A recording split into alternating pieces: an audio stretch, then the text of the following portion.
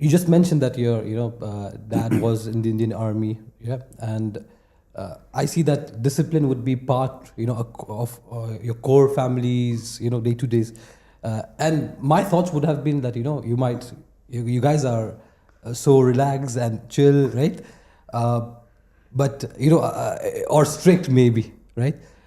Is this the nature which have been how was the upbringing like for you guys? That's what I'm saying. I mean, being kids of an army officer, it always becomes a package of your upbringing that you need to do this, you should not do that. I mean, there are parameters always set since you are like a small kid. Now, initially, you feel that is how the entire world is, because you whatever is happening in your family, you think everybody is doing the same thing. But eventually, when you cross your teenage and you see that your friends are doing much more mischiefs than what you even could think of, or they are much more free in terms of going out in the night and coming doing parties and all. And we were like, still 6 o'clock you have to be in, 6:30 you have to be in. I mean, this is the timeline we were following till the time probably I got into my college. Till the time I left the city where my parents were living. Still, when I was in my college of first year, I still remember, like, after 6:30, even if I go out, I still feel that I hope I don't see my dad somewhere outside. That kind of a fear factor would yeah. But this when I become a parent, when eventually I realized that probably that is what I am today, and that is the reason I am today successful in many other ways. When I am training my staff, or even when I'm telling these stories to my kids, it is also an inspiration for them, as well as they understand the importance of being in a what do you call that, the family SOPs. Yeah. I will say my brother is an accidental chef. Okay. And right now he's an amazing chef. I will say he's a food artist, but I don't think he never thought of becoming a chef when he was born, or maybe in his school days, right? Yeah, that's right. My mom was like any other Asian parents, my elder son should be a doctor, I should be an engineer, my daughter should be a doctor or a teacher. So we are from a very humble family. My dad is an army officer, my mom was a teacher. So that was their dream, and my mom always want to see him wearing a white coat, basically, and every time she prays, and her intention was to make him a doctor, but he currently is wearing a white jacket, but that is a chef's coat. And fortunately, I will say that we all are very proud about him, and because not like he's my brother and I'm just praising him, and he has got magic in his hand, and I will say that he's one of my mentor. So today, if I'm the CEO of a brand like FiLLi, one of the reason is my brother. Thank you. And thank you. And I'm done. Did you directly go into management? What was your journey? So I visited actually his college where he was studying, and then I saw he's very much relaxed, and I don't feel like he's in college enjoying masti and all those stuff. As I told you, I was never a studious guy. Yeah, I just study a day before the exam, and I get my decent numbers, and I was happy with that kind of setup. Content. But before I started my college, my dad told me only one thing.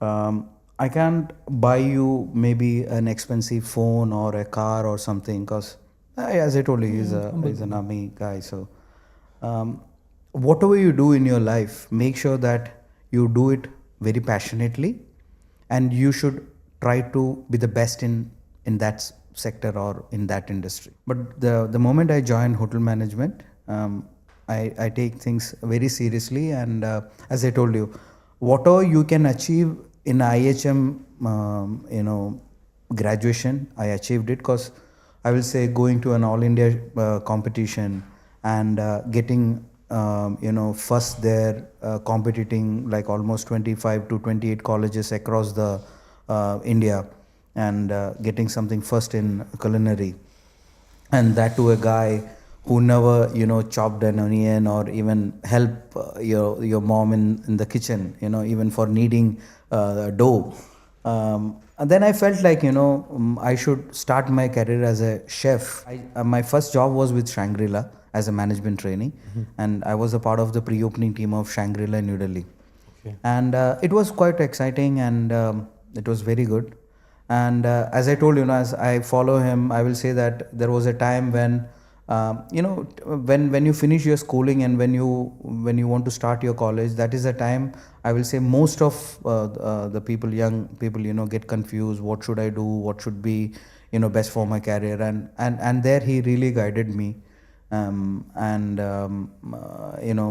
I started as a chef, and then he only, I think, applied because he was planning to go to US, right?